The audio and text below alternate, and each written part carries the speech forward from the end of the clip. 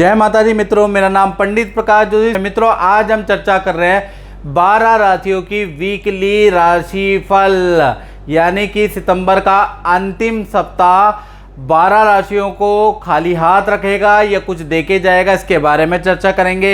यानी 25 सितंबर से लेकर 1 अक्टूबर 2023 के बीच में क्या ग्रह गोचर हो रहे हैं और 12 राशियों को क्या निर्णय लेना चाहिए, क्या ग्रह का रिजल्ट मिलेगा, इस कार्यक्रम में इसके बारे में चर्चा करेंगे। सबसे पहले 25 सितंबर से लेकर और 1 अक्टूबर यानी इस सप्ताह क्या अनोखी व्रत त्योहार की घटना होगी, इसके बारे में थोड़ा बहुत मैं आपको बताता हूँ, बाकी मैं वीडियो बनाऊंगा तो आपको बताऊंगा। तो देखा जाए तो इस सप्ताह श्राद्ध पक्ष शुरू हो रहे हैं और वो रहने वाले हैं 29 सितंबर से लेकर और 14 अक्टूबर 2023 तक श्राद्ध पक्ष रहने वाले हैं। इस बात को नोट कर लें।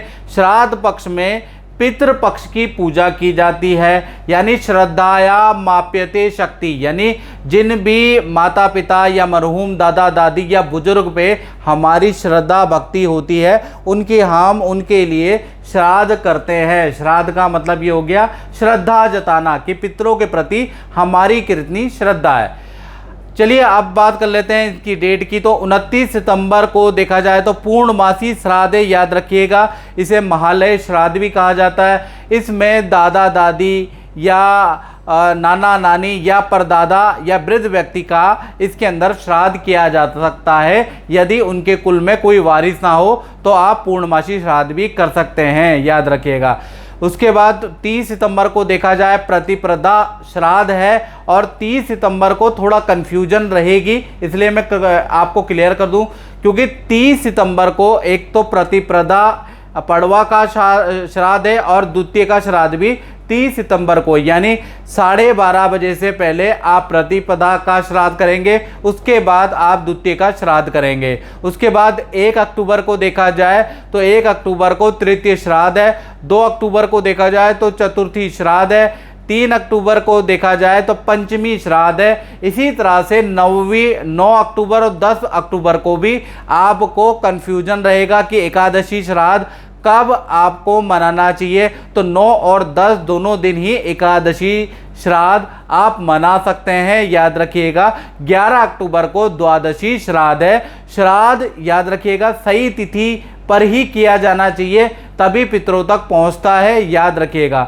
और 14 अक्टूबर को देखा जाए सर्वपितृ अमावस्या है। अब सर्वपितृ अमावस्या में क्या होता है, यदि आपको पितरों की तिथि नहीं मालूम है या आप 7 कुलों के लिए तर्पण करना चाहते हैं, 7 कुलों के उद्धार के लिए पितृ तर्पण पिंड दान करना चाहते हैं, तो भाई आपको यह अमावस्या तिथि ही चुननी पड़ेगी, क्योंकि वो सर्वपितृ अमावस्या है। सर्वपितृ अमावस्या के दिन ही पितृदोष का श्रवण होता, मतलब पितृदोष की पूजा पाठ इत्यादि करना अतिश्रेष्ठ कर रहता है। हरिद्वार में जाके पिंडदान करना श्रेष्ठ कर रहता है। और देखा जाए तो तीर्थ गया में भी पूर्णमासी या हरिद्वार में जाकर आप पिंडदान कर सकते हैं, याद रखिएगा।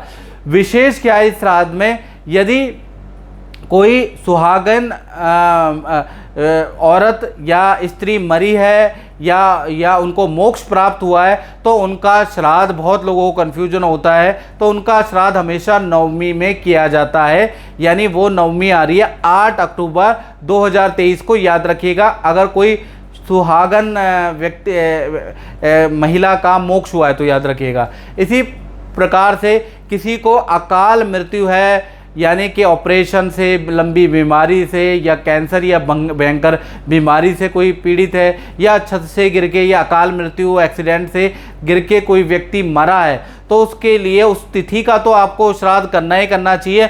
और शांति के लिए चतुर्दशी तिथि का भी श्राद्ध करना है उसका, यानी 2 तिथियों में अगर आप श्राद्ध करेंगे तो काफ़ी अच्छी रहेगा।